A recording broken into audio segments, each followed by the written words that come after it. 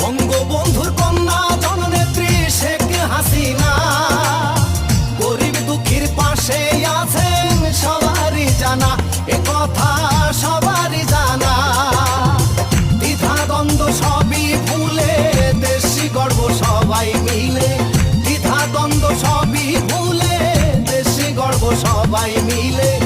অপশক্তি দুর্নীতি করবই আমরা পার, পারে পারে দরকার ও শেখ হাসিনার সরকার, পারে পারে দরকার ও শেখ হাসিনার সরকার, পারে পারে দরকার ও ভাই শেখ হাসিনার সরকার।